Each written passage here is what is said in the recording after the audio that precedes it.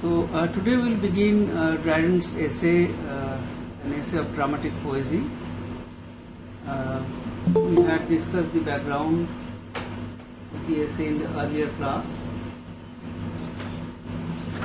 So I told you that the essay is written in the conventional form of a convention of friends having a dialogue. And even though it is in an essay form, but it includes the speeches of the various characters invented.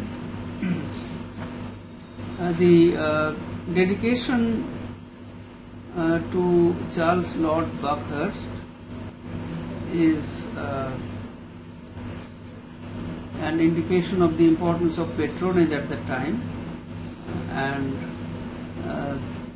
also some kind of flattery that went with the patronage system, because Charles Lord Buckhurst has been made one of the characters in this essay, Eugenius. Okay, so we will skip the dedication. Then there is a very brief paragraph on to the reader.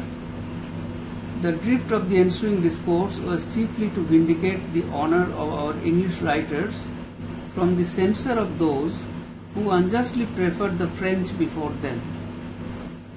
This I intimate, lest any should think me so exceeding vain as to teach others an art which they understand much better than myself.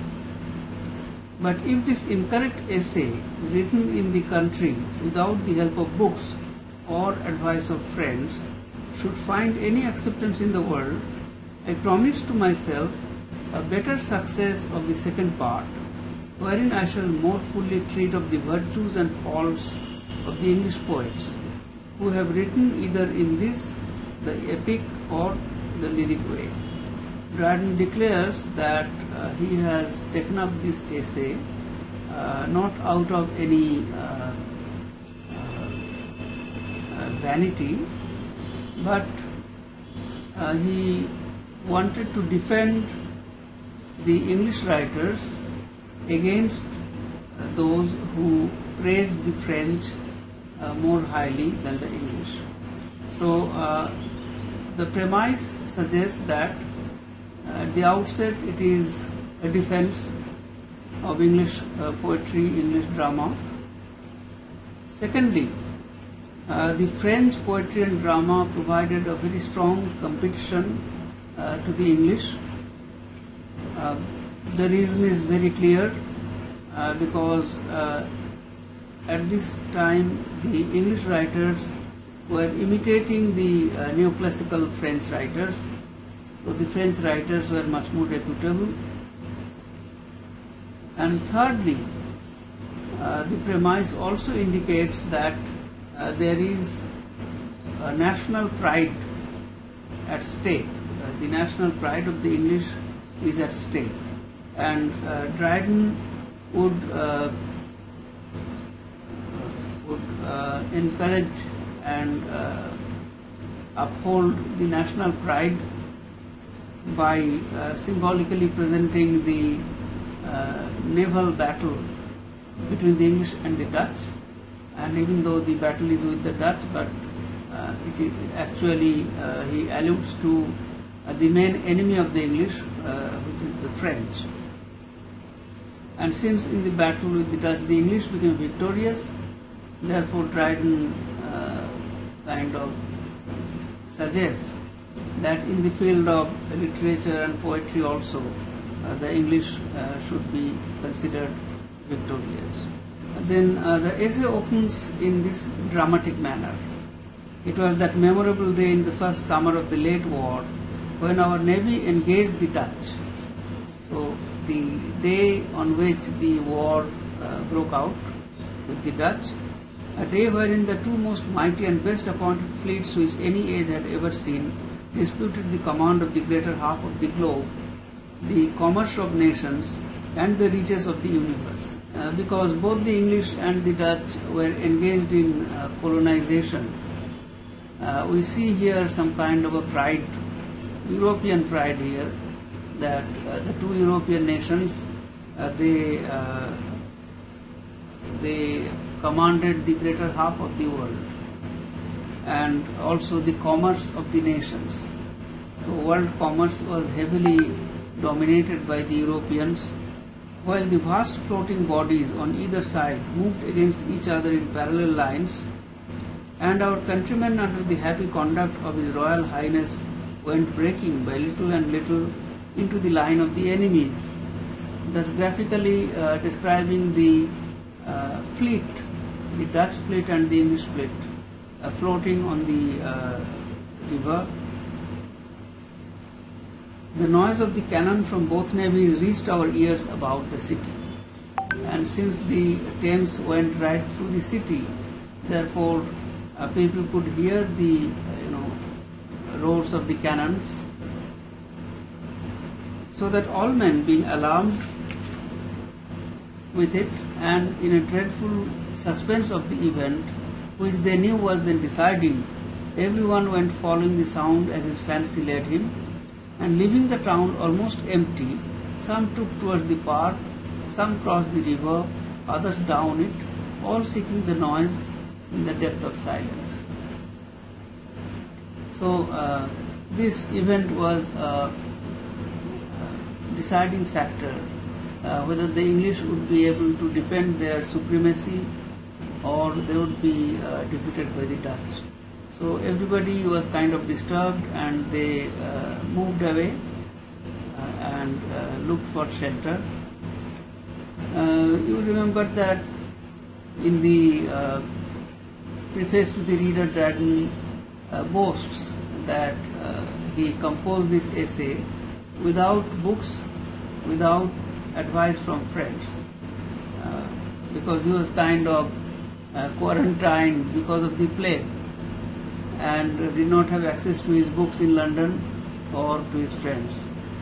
Even though the preface to the reader is, it follows a humility formula or modesty formula, suggesting that Dryden did not pick up this essay out of any pride or vanity, but there is this suppressed, vanity also, that he writes this essay without the help of books or guidance of friends and authors.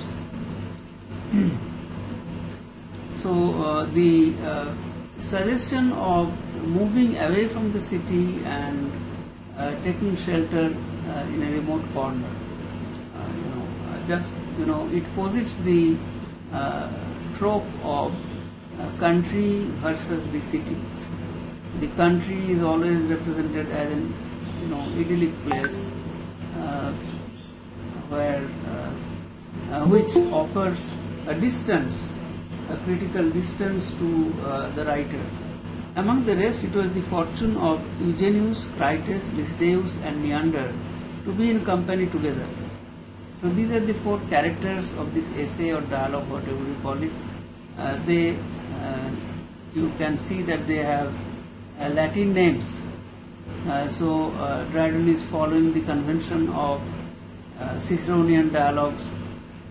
Cicero followed the convention of Platonic dialogues. In the Renaissance, the dialogue form became very common because of Cicero. And therefore, the authors or the friends, they also have Latin names.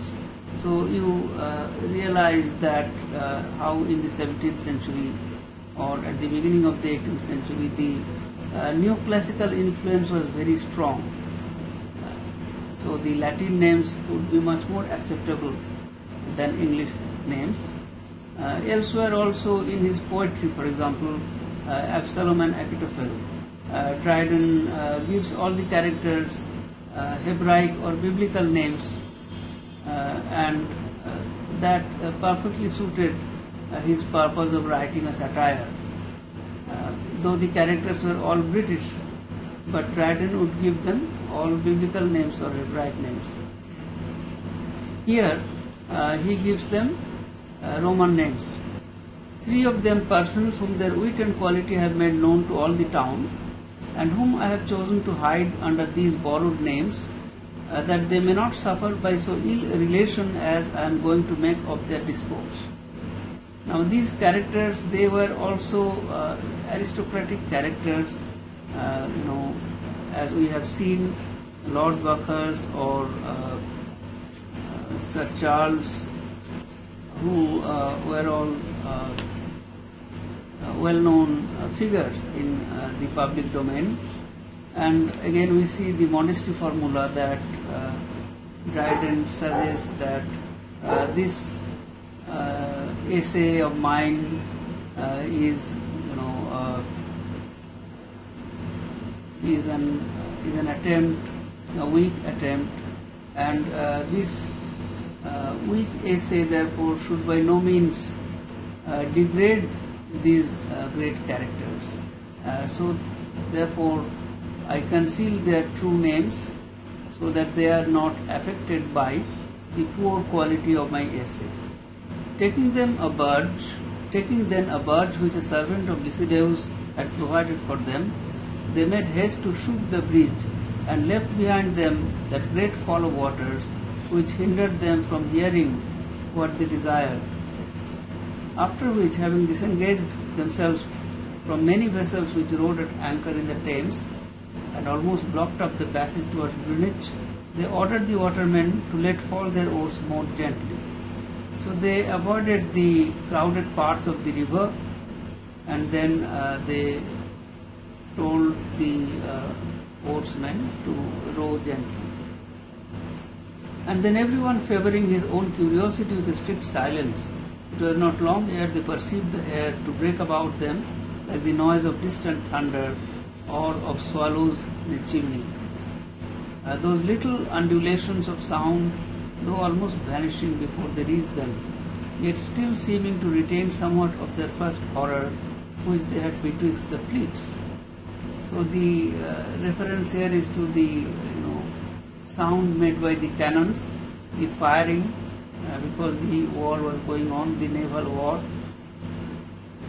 After they had attentively listened till such time as the sound by little and little went from them, Eugenius, lifting up his head and taking notice of it, was the first to congratulate it to the rest that happy omen of our nation's victory. So the Dutch had invaded, almost entered into London by the river Thames, and the English fleet managed to pursue them, chase them, and finally take them out of the city. And as the noise of the cannons receded, when these men on the barge, they realized that the English fleet has become victorious and the Dutch have been thrown out of the city, adding that we had but this to desire in confirmation of it, that we might hear no more of that noise which was now leaving the English port. When the rest had concurred in the same opinion, Crates, a person of sharp judgment and somewhat too delicate a taste in wit, which the world had mistaken in him for ill nature, said, smiling to us, that if the concernment of this battle had not been so exceeding great, he could scarce have wished the victory at the price he knew he must pay for it, in being subject to the reading and hearing of so many ill verses as he was sure would be made on that subject. So Crates, who has a sophisticated taste in literature, says that this victory of the English nation would trigger the writing of too many verses in praise of the victory, and unfortunately too many bad verses. So it is a criticism of occasional poets writing in praise of the events, and too many bad verses are churned out in the process. Ultimately this discussion will veer into literary criticism. So here Dryden is preparing the ground, adding that no argument could escape some of those eternal rhymers who watch a battle with more diligence than the ravens and birds of prey. So these rhymers who make verses on any topic, they are being compared to ravens and birds of prey who wait for corpses, and the worst of them surest to be first in upon the quarry, while the better able, either out of modesty read not at all, or set the due value upon their poems, as to let them be often desired and long expected. So unfortunately, the worst poets, they always write first, and the best poets often withhold them from writing. There are some of those impertinent people of whom you speak, answered Lycidaeus, who to my knowledge are already so provided either way that they can produce not only a panegyric upon victory, but if need be a funeral elegy on the Duke, wherein after they have crowned his valor with many laurels, they will at last deplore the odds under which he fell, concluding that his courage deserved a better destiny. So Lycidaeus says that yes, I also know of many people who not only can write panegyrics, that is poems in praise of some event, but they might also write funeral of the Duke who fell in this battle. All the company smiled at the conceit of Lycidaeus. So it is a conceit. Dryden is writing or using 17th century pronunciation. What he means here is conceit. Conceit means a witty statement. So probably the Duke did not die, but two eager poets would write funeral elegy on that. So everybody laughed. But Crates, more eager than before, began to make particular exceptions against some writers and said that public magistrate ought to send betimes to forbid them.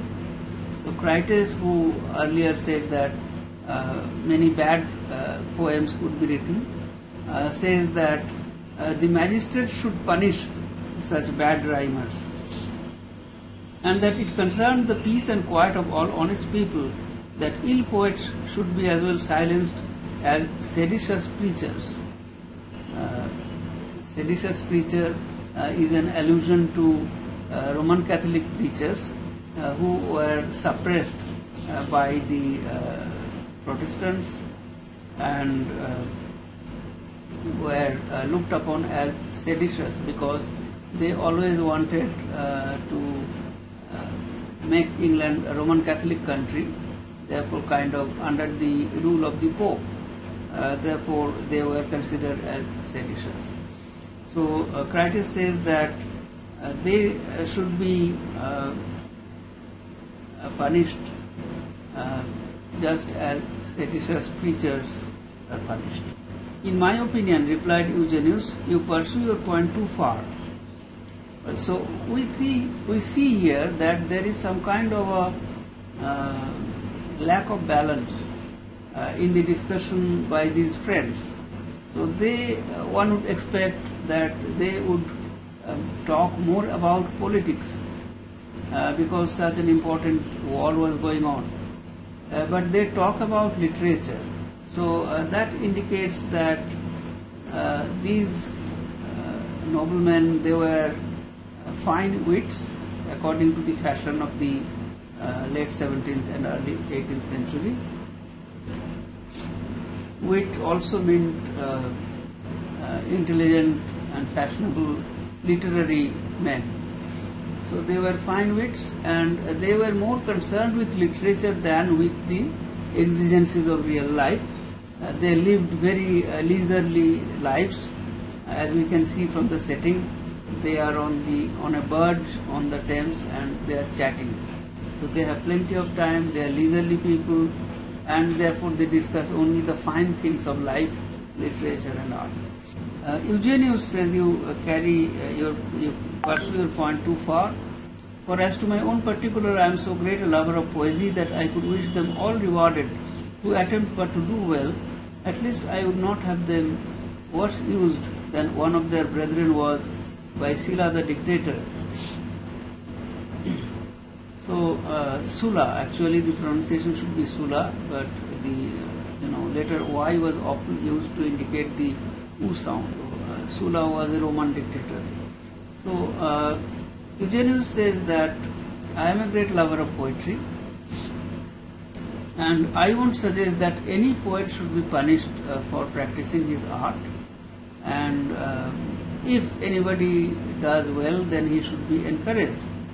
Then he quotes from Cicero and says that I could wish with all my heart, replied Crates, that many whom we know were as bountifully thanked upon the same condition that they would never trouble us again.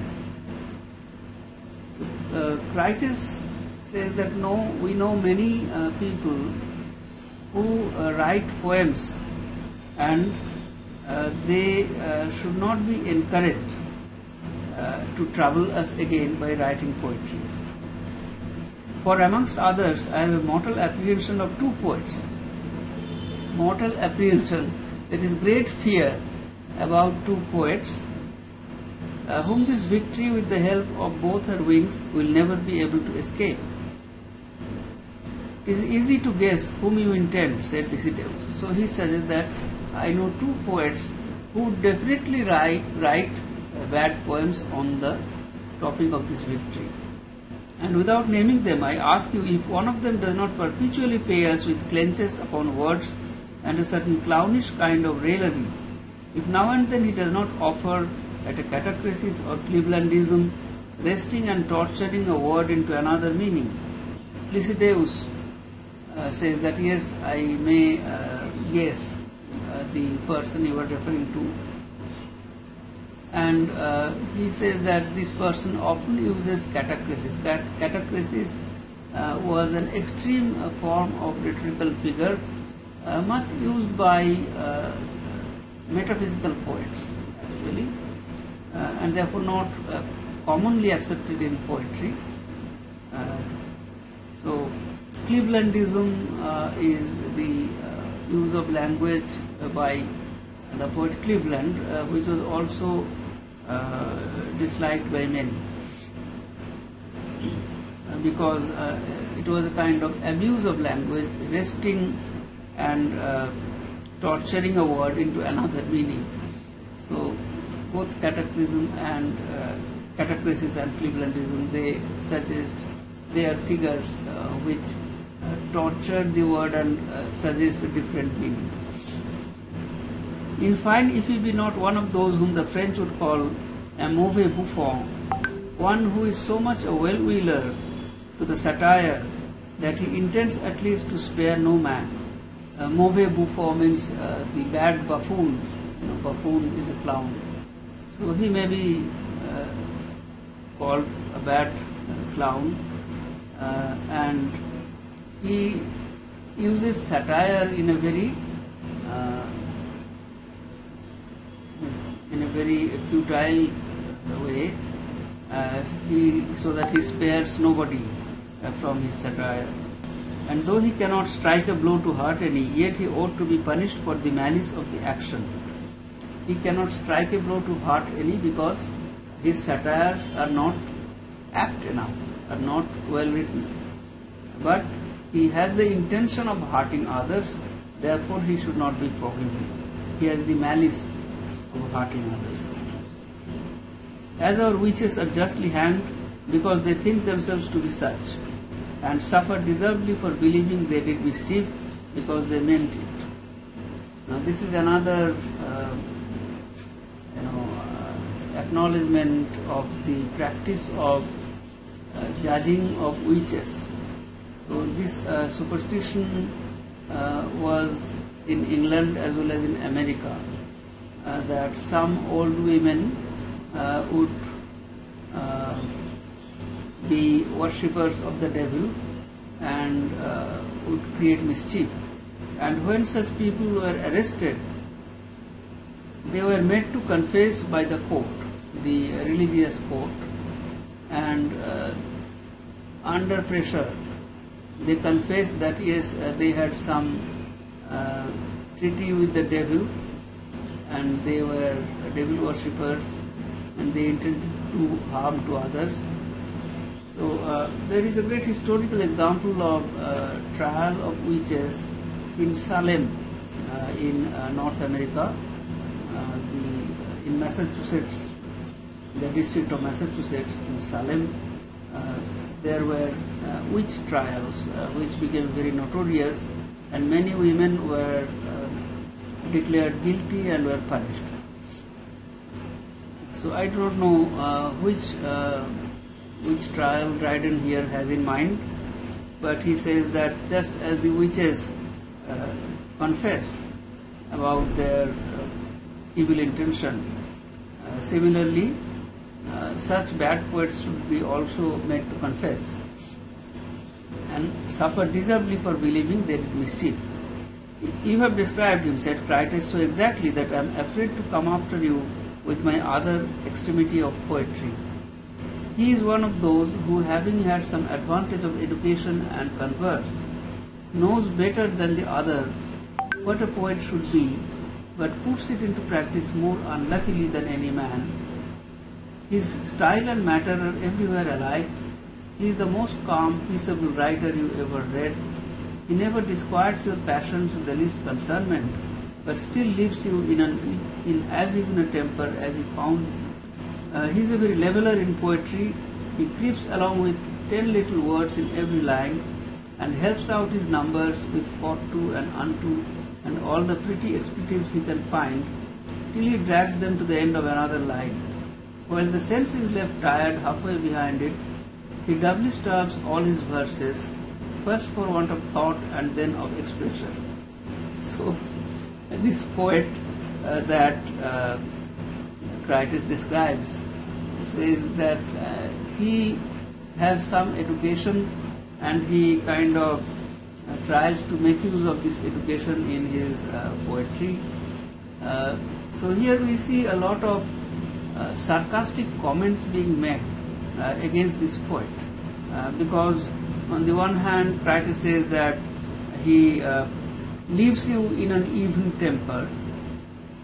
On the other hand, he says that he writes such bad poetry that there is no sense in it, and there is neither thought nor proper expression. His poetry neither has wit in it nor seems to have it, like him in Marshall, and then quotes from Marshall. He affects plainness to cover his want of imagination. When he writes the serious way, the highest flight of his fancy is some miserable antithesis or seeming contradiction. Antithesis was a popular rhetorical figure with the metaphysical poets as well as poets who used a lot of wit in their writing. But when bad poets tried to use antithesis, then the result was not at all pleasant. So Crates says that this poet uses antithesis in a miserable way, and in the comic he is still reaching at some thin conceit, the ghost of a jest, and that too flies before him, never to be caught. So when he tries to write comedy or tries to please us with his jokes, then it is like a ghost of a jest. That is, the jest is already dead, the joke is dead, and therefore the spirit of the comedy can never be caught. These swallows which we see before us on the Thames are the just resemblance of his wit. So proverbially, birds had very small brains. That is why in English one says bird brain to refer to somebody who is very dim-witted. So he says that this poet has even less brain than these swallows. You may observe how near the water they stoop, how many proffers they make to dip, and yet how seldom they touch it. So the swallows try to touch the water, but they do not touch it. And when they do, it is but the surface. They skim over it but to catch a gnat and then mount into the air and leave it. So this is used as a metaphor of somebody who never probes deep into anything. So poets who merely touch the surface of any subject and cannot fathom or cannot probe deeper into the subject, they are being compared to the swallows. Well, gentlemen, said Eugenius, you may speak your pleasure of these authors. But though I and some few more about the town may give you a peaceable hearing, yet assure yourselves there are multitudes who think you malicious and then injured, and them injured. So, Eugenius, who has a kind of even temper of mind, a balanced mind, a judicious mind, says that you are railing at these poets in such a way that people would think that you are malicious and you want to hurt others. Especially him whom you first described, he is the very withers of the city. They have bought more editions of his works than would serve to lay under all their pies at the Lord Mayor's Christmas. So here is an allusion to George Wither, a Puritan poet who was the object of Tory ridicule on account of his paltry but prolific versifying.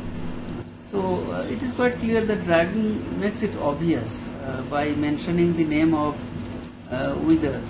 So he is the very Withers of the city. He makes it clear which poet is being referred to. When his famous poem first came out in the year 1660, I have seen them reading it in the midst of change time, nay, so vehement they were at it that they lost their bargain by the candle's ends. But what will you say if he has been received amongst great persons? I can assure you he is this day the envy of one who is lord in the art of quibbling, and who does not take it well that any man should intrude so far into his province. All I would wish, replied Critias, is that they who love his writings may still admire him and his fellow poet, qui bavium non odit. This is a quotation from Virgil's Eclogues. Qui bavium non odit amet tua carmina maevi. Let him who does not hate bavius love your songs, maevius. And is cut sufficient. So we see that the habit of frequently quoting from ancient classical authors,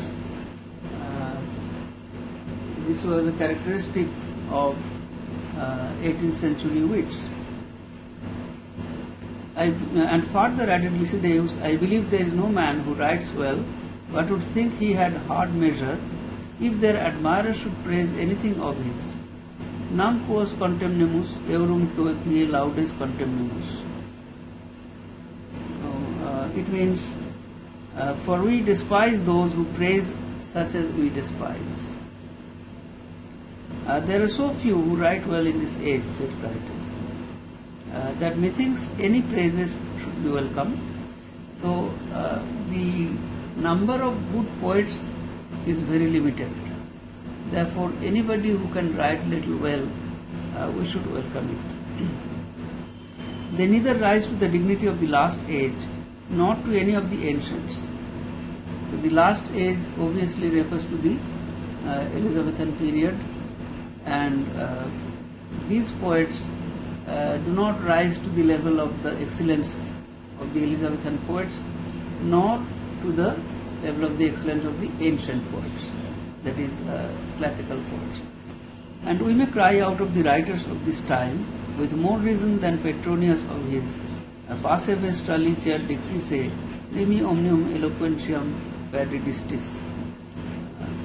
This is a quotation from Satyricon, a Latin book. With your permission, I must tell you the truth that you teachers have been the ruin of true eloquence. Petronius's Satyricon. You have debauched the true old poetry so far that nature, which is the soul of it, is not in any of your writings. Now notice the use of the word nature. We do not expect this word because neoclassical critics, they were in favor of artificial poetry. So unlike Shakespeare, when Dryden uses the word nature, then we are reminded of the debate between art and nature, and the debate popular in the Renaissance. So here Dryden says that poetry would not have its soul unless it has something natural. Therefore, we get a point of view here in Critias' speech, which is one of the many contending points of view on poetry in this essay. If your quarrel, said Eugenius to those who now write, be grounded only on your reverence to antiquity, there is no man more ready to adore those great Greeks and Romans than I am. But on the other side, I cannot think so contemptibly of the age in which I live, or so dishonorably of my own country, as not to judge we equal the ancients in most kinds of poesy, and in some surpass them. Now, Eugenius, we remember, is a man who represents modern poetry. Modern in the sense of 16th and 17th century poetry, which is modern compared to ancient Greek and classical poetry. So, the quarrel between the ancient and the moderns, I told you, began in the late 16th century and continued up to the 19th century. And even in the 19th century France, we find this quarrel continuing, and Victor Hugo took a strong stance in that debate. So Eugenius says that I won't say that only the ancient poets should be praised, because sometimes modern poets have not only equaled them but also surpassed them. Neither know I any reason why I may not be as zealous for the reputation of our age, as we find the ancients themselves were in reference to those who lived before them. So the ancients were proud of their own contemporary period, so we should also be proud of our own time. For you hear your Horace saying, indignor quid quam reprehendi non cuia classe compositum, ille pide putetur set cuia nuper. So quotations from Horace here. From Horace's Epistles. It means, I am angry when any work is censored, not because it is thought to be coarse or inelegant in style, but because it is modern. So we see here this hatred of anything that is modern. But Horace's point of view, is very far from the 18th century, and to impose such a point of view on modern writing would be wrong. And again, and after, si meliora dies ut vina poemata redit, scire velim pretium chartis potus arroget annus. It means, if poems are like wine that time improves, I should like to know which year gives fresh value to literature. So, can poems be compared to wine? Wine improves with time. The older it is, the better its flavor. But if poems are considered to be like wines, and then in which year should a poem have the best taste and flavor? So this is a pertinent question, but I see I am engaging in a wide dispute, but the arguments are not like to reach close on either side. So this is an argument for and against ancient poetry. So ancient versus modern in this debate, two sides of the argument can be presented, and this is a wide dispute. Therefore, Eugenius says that I do not know what should be the answer to this.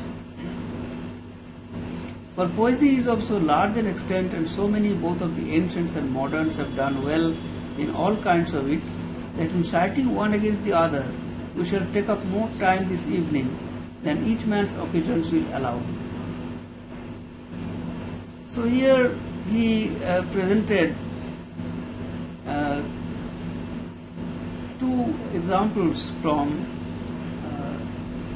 Horace's epistles, and one is in favor of ancient poetry, another is kind of against ancient poetry from the same poet. So Eugenius says that if we now engage in this debate between ancient versus modern, we will not be able to finish it in time. We will not have so much time to follow this entire debate or to continue this debate. And both ancient as well as modern poets have produced so much good poetry. Therefore, in a way, it is a futile debate also. Therefore, I would ask Critias to what part of poesy he would confine his arguments, and whether he would defend the general cause of the ancients against the moderns, or oppose any age of the moderns against this of ours. So let Critias define the area of his discussion or his argument, whether he would defend the ancients or he would oppose any age of the moderns against ours. So the assumption is that the present age is an age of ancient poetry, because it is the neoclassical age where ancient poetry was much praised, and Eugenius, who himself stands for modern poetry, says that, well, we would engage in this debate only if Critias makes it very clear which ancient period he has in mind, as against our period or in favor of our period. Critias, a little while considering upon this demand, told Eugenius that if he pleased, he would limit the dispute to dramatic poesy. So the area is limited to dramatic poetry, not all poetry, in which he thought it not difficult to prove either that the ancients were superior to the moderns or the last age, this of ours. So now we know that drama was was alleged to be the most corrupted kind of poetry in the 17th century, and we saw this complaint against drama also in the 16th century by the Puritans, and that is why Philip Sidney had to defend drama or defend English poetry. Therefore, Critias thought it safe to converse on dramatic poetry, and he could easily prove that ancient drama was much more superior to the drama produced in the recent times. Eugenius was somewhat surprised when he heard Critias make choice of the subject. For what I see, said he, I have undertaken a harder province than I imagined. So Eugenius, who would represent the moderns, he says that, well, I think I will have to fight much harder against this argument. For though I never judge the plays of the Greek or Roman poets comparable to ours, yet on the other side, those we now see acted come short of many which were written in the last age. So this has become difficult for me to debate, because even though I do not think that Greek poetry, Greek drama is superior to the drama produced by the moderns, but in recent times the dramatic literature that has been produced is very inferior. They do not stand up to even the last age, that is the Elizabethan period. Yet on the other side, those we now see acted come short. But my comfort is, if we are overcome, it will be only by our own countrymen. So, if we are defeated in this argument, then we will be defeated by our own countrymen. That is, English drama of the Elizabethan and Jacobean period were much superior to the present drama. So if we are defeated, we will be defeated by our dramatic writers of the earlier age, by English writers of the earlier age. And if we yield to them in this one part of poesy, we will more surpass them in all the other. So even if we are defeated in dramatic poetry by the ancients, but then we excel in the other kinds of poetry. That is, the moderns excel in the other kinds of poetry. For in the epic or lyric way, it will be hard for them to show us one such amongst them, as we have many now living or who lately were. So in the 17th century and also in the 18th century, a great number of epic poems were written. It is before Milton and after Milton. Now, when Dryden was writing, then all those epic poems were not considered to be failures or poor. That judgment, came only with the later ages. So here Eugenius says that so many epic poems have been produced by our age that we excel the ancients in this. They can produce nothing so courtly writ or which expresses so much the conversation of a gentleman as Sir John Suckling. Suckling was a courtly poet, a court poet. Nothing so even, sweet and flowing as Mr. Waller. So here Eugenius is referring to lyric poets of the 17th century. Nothing so majestic, so correct as Sir John Denham. Nothing so elevated, so copious and full of spirit as Mr. Cowley. As for the Italian, French and Spanish plays, I can make it evident that those who now write surpass them, and that the drama is wholly ours. So there were a plethora of writings imitating Spanish and French writers, and Eugenius confidently says that our writers have produced much better plays than the Spanish and the French and the Italian. I can make it evident that those who now write surpass them, and that the drama is wholly ours. All of them were thus far of Eugenius' his opinion. Now, this construction was acceptable in the grammar of the 17th century because the apostrophe s for possessive case was not yet developed. So today we would write Eugenius' opinion with an apostrophe s, but in the 17th century, 16th and 17th century, they would write Eugenius his opinion. That the sweetness of English verse was never understood or practiced by our fathers. So, according to Eugenius, the production of lyric poetry also surpasses the earlier English poets. Even Critias himself did not much oppose it, and everyone was willing to acknowledge how much our poesy is improved by the happiness of some writers yet living, who first taught us to mold our thoughts into easy and significant words, to retrench the superfluities of expression, and to make our rhyme so properly a part of the verse that it should never mislead the sense, but itself be led and governed by it.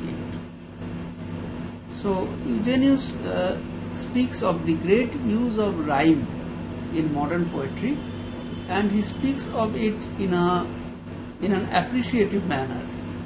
and says that even Critias would accept that our poets in modern times, they have used rhymes in a versatile manner, and rhyme does not mean that that the sense will be lost. On the other hand, rhyme would guide the sense. So by following the rhyme, the reader would get the sense of the lines. Eugenius was going to continue this discourse when Lycidaeus told him that it was necessary, before they proceeded further, to take a standing measure of their controversy. For how was it possible to be decided who did the best plays before we know what a play should be? But this once agreed on by both parties, each might have recourse to it, either to prove his own advantages or to discover the failings of his adversary. So Lycidaeus proposed that one should define a play before one can have a debate on which plays are good, which are not. One should define. He had no sooner said this, but all desired the favor of him to give the definition of a play. And they were the more importunate because neither Aristotle nor Horace nor any other who had writ of that subject had ever done it. The ancient critics, the ancient authors, Aristotle, Horace, they do not give us any definition of a play. It is a very elementary thing, but it is surprising. Lycidaeus, after some modest denials, at last confessed he had a rude notion of it, indeed rather a description than a definition. Than is often spelled in 17th century English as then. So then means than. Okay. So in logic, it was taught that definition was a part of logic, and definition which is weak would be called a description. So description also defines a thing, but in a weak and less rigorous argument. Right. So Lycidaeus says that, okay, I won't be able to give a perfect definition, but at least I will be able to produce a description. If you have any questions, you can ask me. Are you able to follow?